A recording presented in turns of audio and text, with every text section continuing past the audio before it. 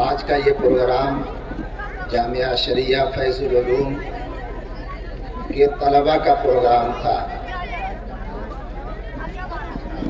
مدارس کے اندر جہاں علوم دین سکھائے جاتے ہیں، جہاں مختلف زبانیں پڑھائی جاتی ہیں، وہیں ان مختلف زبانوں میں معاف الضمیر ادائیگی کے لیے انجمن کا قیام ہوتا ہے، جہاں طلباء سال بھر مشق کرتے ہیں اور تقریر اور تحریر سے اپنی صلاحیتوں کے اندر جھلا پیدا کرتے ہیں۔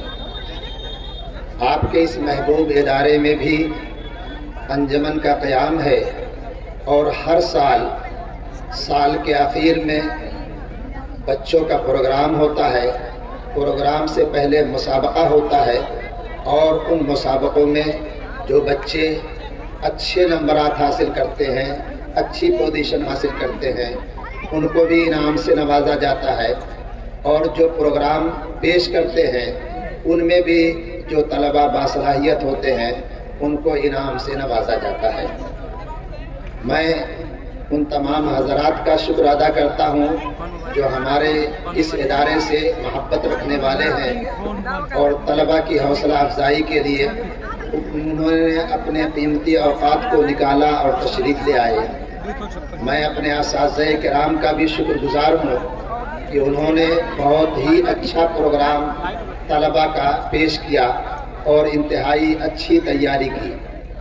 خاص طور سے 2 پروگرام جو انتخاب کیا گیا وہ بہت ہی اچھا اور بہت ہی عبرت آموز اور نصیحت آموز تھا۔ ایک پروگرام تو چھوٹے طلباء نے انگریزی کے اندر مکالمہ پیش کیا۔ میں ان طلباء کو دیکھ رہا تھا کہ وہ کتنے تیار تھے کہ انگریزی زبان کے استعمال کرنے میں ذرہ برابر انہیں ہچکچاہٹ نہیں تھی۔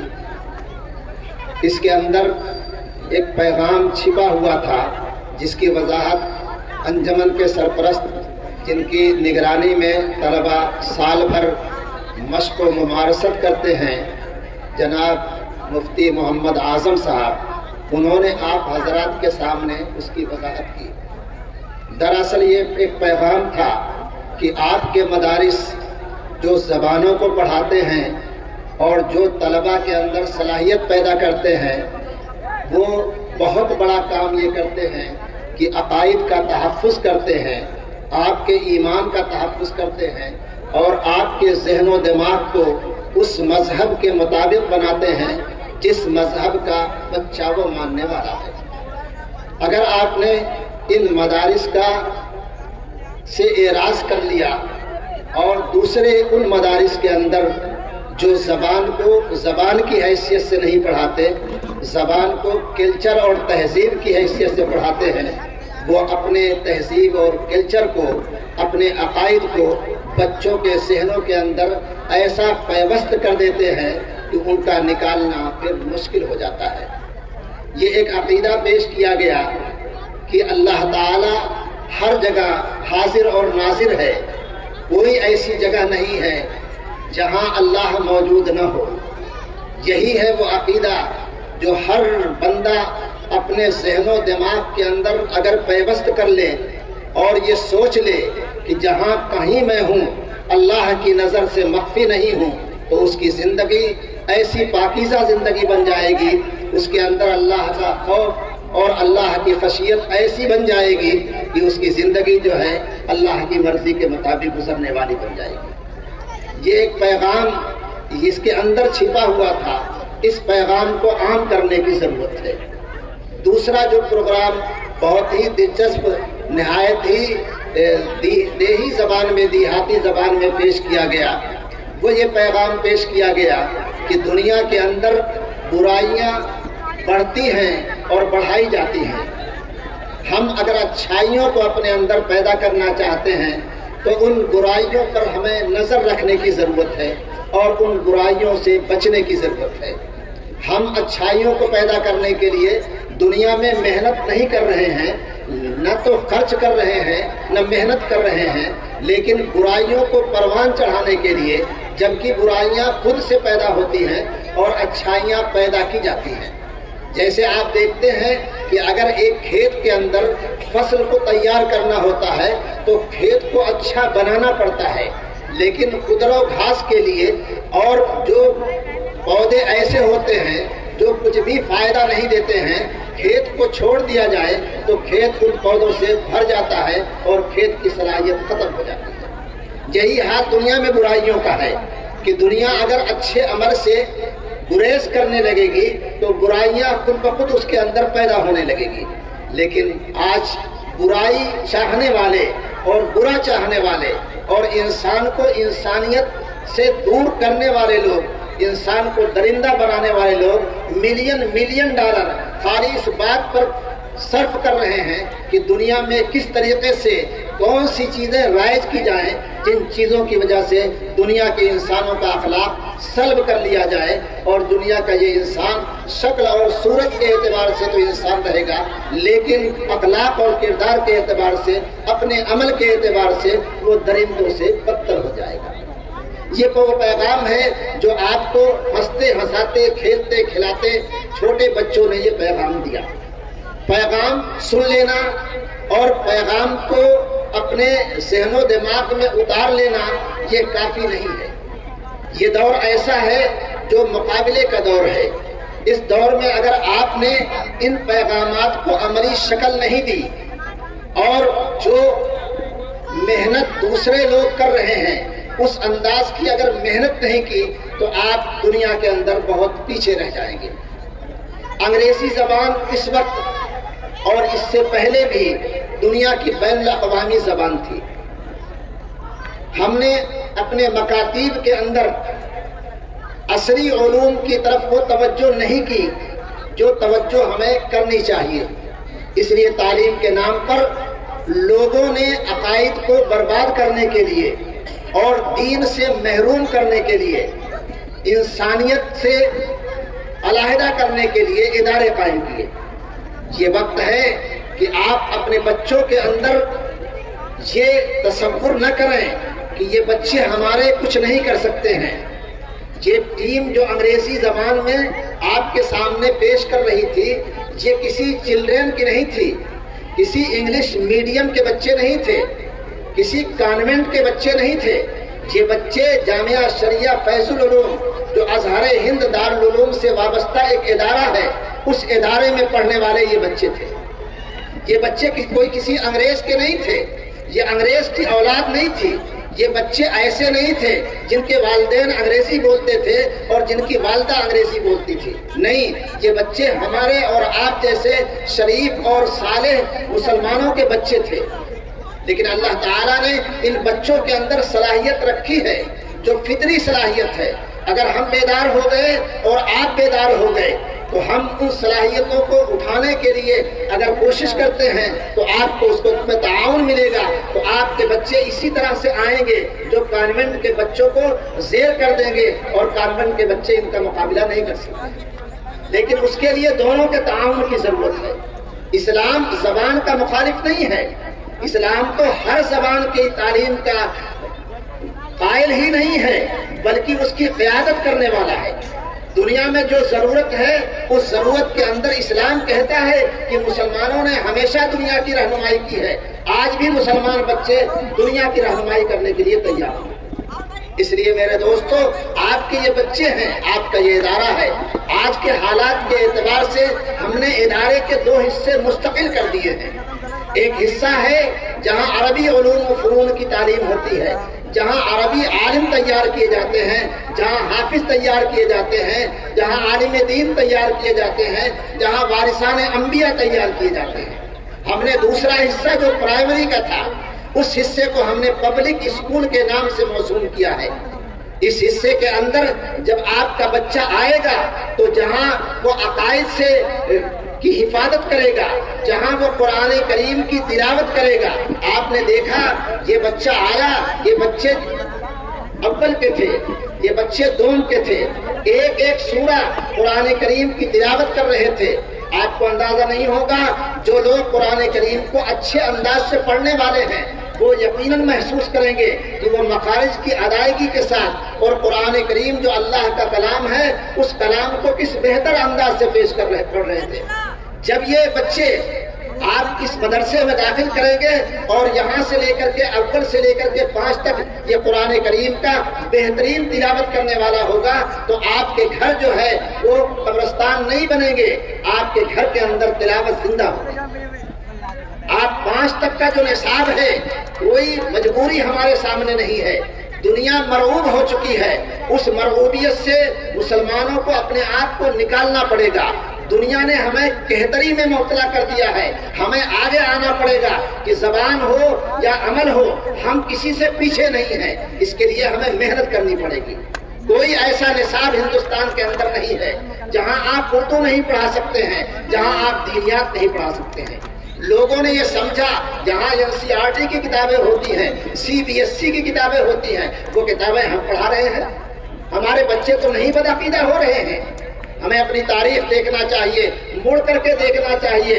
ازہر ہند دارالعلوم دیوبند میں جو علماء پڑھاتے تھے وہ اقلیدس پڑھاتے تھے، وہ منطق پڑھاتے تھے، وہ فلسفہ پڑھاتے تھے، وہ لوگ بددین تھے، وہ لوگ دین کے اندر کمیاں بتاتے تھے، لیکن ان کی کتابیں پڑھاتے تھے تو وہ بتاتے تھے کہ اس کے اندر کیا کمی ہے اور اسلام اس کو کیوں نہیں قبول کر رہا ہے۔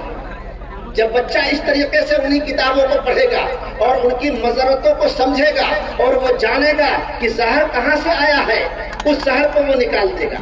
موبائل رکھے گا لیکن زہر کو نکالے گا، موبائل رکھے گا استعمال کرے گا لیکن ضرورت میں استعمال کرے گا۔ وہ یہ سمجھے گا کہ اس کے نقصان کا پہلو کیا ہے اور نفع کا پہلو کیا ہے تو وہ نقصان سے بچے گا اور نفع پر عمل کرے گا۔ اس لیے ہمیں کسی کتاب، کسی سیلبس، کسی نصاب سے کوئی بغض نہیں ہونا چاہیے۔ ہمارا نصاب، ہمارا سیلبس، ساری چیزیں ہمارے لیے ہیں، ہم ان کو پڑھائیں اور اپنے بچوں کو اپنے مدرسوں میں اپنے کلچر اور تہذیب کے ساتھ بچوں کی تربیت اور تعلیم دیں۔ اس کا انتظام الحمدللہ آپ کے اس مدرسے میں ہے۔ آپ نے نمونہ دیکھا، انشاءاللہ یہ نمونہ آگے بڑھے گا اور آپ کے یہ بچے کانوینٹ کے بچوں سے زیادہ فعال اور مؤثر نظر آئیں گے۔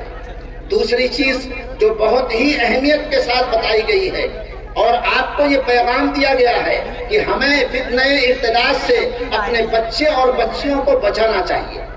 آج اغیار، آج دوسرے لوگ، آج وہ لوگ جو دین کو مٹانا چاہتے ہیں وہ ہمارے نوجوان بچوں کے بھی دین کو سلب کر رہے ہیں، مرتد کر رہے ہیں اور ہماری بچیوں کو بھی مرتد کر رہے ہیں۔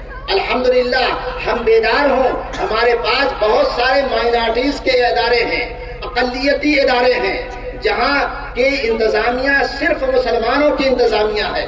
ہمارے پاس بہت سارے عورتوں کے تعلیم گاہیں ہیں، بہت سارے نسواں کالج ہیں، بہت سارے نسواں مدرسے ہیں جن مدرسوں کو چلانے والے مسلمان ہیں۔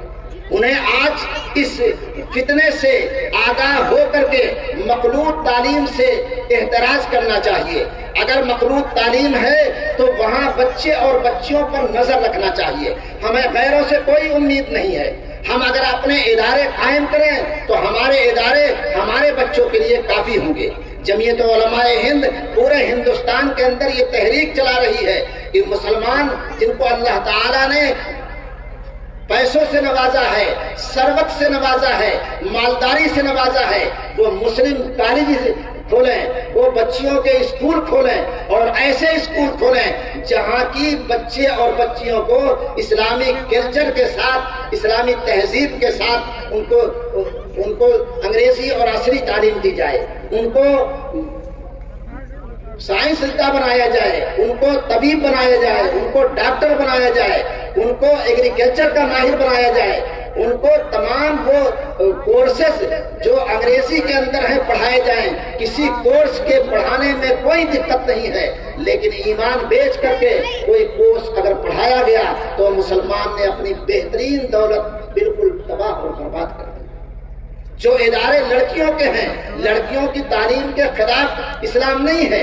لڑکیوں کی تعلیم پردے کے ساتھ ہونا چاہیے، لڑکیوں کی تعلیم ضرورت کے مطابق ہونا چاہیے۔ اگر لڑکیوں کی تعلیم آپ اعلیٰ دلانا چاہتے ہیں، آپ اس کے ذمہ دار ہیں۔ آپ پہلا دلا سکتے ہیں، لیکن بچیوں کے جو ادارے قائم ہونے چاہیے ان کے اندر مردوں کا داخلہ ممنوع ہونا چاہیے۔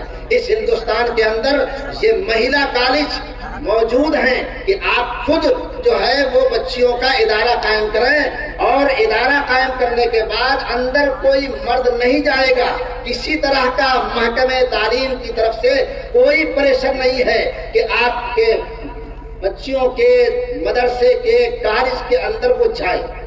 جب آپ مخلوط رکھیں گے تب وہ جائیں گے، اگر آپ غیر مخلوط رکھیں گے تو ان کا نظام بنا ہوا ہے کہ آپ ایک آفس باہر بنا دیجئے، اس آفس میں ایک مرد کو بٹھا دیجئے اور ایک عورت ایسی رہے جو آفس سے اندر لے جائے، اور آفس سے اندر لے جانے کے بعد وہ تمام ضروریات کی وہ تکمیل کریں گے۔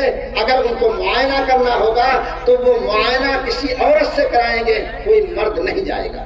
ہم یہ سمجھتے ہیں کہ ہم مجبور ہیں، ہم کرتے نہیں ہیں، ہماری توجہ نہیں ہے۔ مولانا ارشد مدنی صاحب نے دارالعلوم دیوبند میں لڑکیوں کا اسکول کھولا ہے، ایک نمونہ ہے، مانیتا لی ہے، مانیتا بھی آپ لے سکتے ہیں، مانیتا آپ کے اس مدرسے کو حاصل ہے، انہوں نے مانیتا لی اور اپنی بچیوں کو وہ انٹر تک امتحان دلاتے ہیں اور انٹر پاس کروا دیتے ہیں۔ صرف پہلے کلاس میں یعنی ایل کے جی کے اندر وہ داخلہ ہر سال 150 بچیوں کا لیتے ہیں، اس کے بعد کوئی داخلہ نہیں لیتے ہیں۔ اندر اس ادارے کے اندر وہ بچی جو چھوٹی سی داخل ہوتی ہے وہ انٹر پاس کر کے جاتی ہے تو کوئی مرد نہیں جاتا، اور الحمدللہ یہ مکمل ہر سال ان کے ہاں بچیاں جو ہے وہ انٹر پاس کر کے نکلتی ہے۔ یہی ہندوستان ہے، دیوبند ہندوستان کا ایک حصہ ہے، ان کے پاس جو منظوری ہے وہ اسی گورنمنٹ کی منظوری ہے، کہیں اور سے منظوری نہیں ہے۔ اس لیے ہم اپنے ذہن و دماغ میں اس بات کو رکھیں کہ ہندوستان کے اندر سارے دروازے مایوسی کے بعد بھی ہمارے کھلے ہوئے ہیں، اور میں آپ سے کہنا چاہتا ہوں یہ کھلے رہیں گے انشاءاللہ، یہ کبھی بند نہیں ہوں گے، لیکن ہم فکر مند ہو جائیں اپنے بچوں کے لیے، فکر مند ہو جائیں اپنی بچیوں کے لیے، جو تقاضے ہیں ان تقاضوں کو پورا کرنے کے لیے یہ مدارس آگے آئیں۔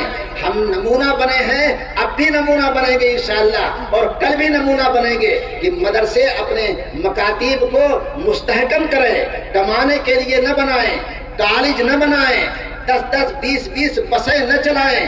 یہ بسوں سے کمانے کا ذریعہ یہ نہیں ہے، یہ ادارے جو ہیں ان کا مقصد ہے دین کی تشہیر، دین کے لیے سپاہی تیار کرنا، وارث نبی تیار کرنا۔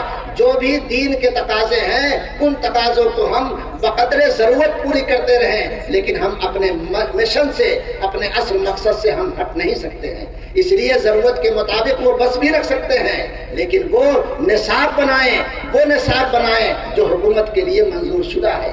ہاں وہ اس ایسے اساتذہ رکھیں۔ ہمارے یہاں یہ بچے آئے ہیں، کیوں آئے ہیں؟ یہ اس لیے کہ ہمارے استاد بی ایڈ ہے، ہمارے استاد ایم اے ہیں، ہمارے استاد بی ایس سی ہیں، جن کو ہم نے رکھا ہے وہ ماہر حساب ہیں، وہ ماہر ہیں۔ جب وہ ماہر آپ رکھیں گے تب اس کا رزلٹ وہ آپ کو نکلے گا۔ اگر آپ یہ چاہیں کہ اردو پڑھانے والے کو آپ حساب دے دیجئے تو آپ جا کر کے میتھ میں مقابلہ نہیں کر پائیں گے۔ آپ کو جب مقابل میں آنا ہوگا تو ایسی تیاری کرنی ہوگی کہ جو کانوینٹ سے بڑھ کر کے آپ کے بچے ہوں گے۔ مایوس نہ ہو، 50 برس پیچھے چلے جائیے، ہمارے پاس اتنی دولت نہیں تھی۔ گاؤں کے اندر مکتب رہتا تھا، ایک سرکاری مکتب رہتا تھا، ایک اسلامیہ مکتب رہتا تھا۔ لوگ ماسٹر صاحب کو گھر گھر کھلا کر کے اور گھر گھر چندہ کر کے ان کے لیے تعلیم دیتے تھے، لیکن اس وقت کا بھی حال یہ تھا کہ ہمارے اسلامیہ مکتب کا جو پڑھا ہوا طالب علم تھا وہ سرکاری مکتب سے بہت ہی زیادہ فائق اور برتر ہوتا تھا اور وہ ٹاپر ہوا کرتا تھا۔ آج پھر آپ انقلاب لے آئیے۔ آج کا یہ اجلاس، اس پروگرام میں میں آپ کو پیغام دیتا ہوں کہ ان مدارس کو بھی پیغام دیتا ہوں کہ وہ انقلاب لے آئیں، حالات سے مایوس نہ ہوں۔ انشاءاللہ اللہ تعالیٰ نے ہمارے بچوں کے اندر بھی وہی صلاحیت رکھی ہے جو صلاحیت دیگر بچوں کے اندر ہے۔ ان پر اگر ہم محنت کریں گے اللہ تعالیٰ ہمیں کامیابی عطا فرمائے گا۔ اللہ تعالیٰ ہماری ان کاوشوں کو قبول فرمائے، ہمارے بچوں کی سلامتی کا ذریعہ بنائے، اس مدرسے کو ترقیات سے نوازے اور لوگوں کے دلوں کے اندر دین سے الفت اور محبت پیدا کرے، اور اپنے بچوں کو دینی تعلیم اور دین کے ساتھ عصری تعلیم کے لیے جو بہتر جگہیں ہیں ان بہتر جگہوں کو منتخب کرنے کی توفیق عطا فرمائے۔ وآخر دعوانا الحمدللہ رب العالمین۔ درود شریف پڑھ لیجیے اور دعا کر لیجیے۔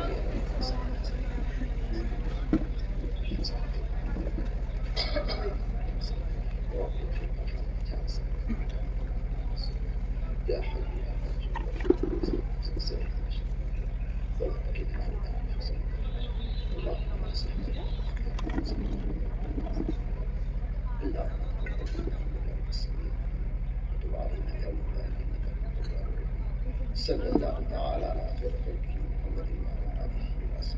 وسلم برحمتک یا ارحم الراحمین۔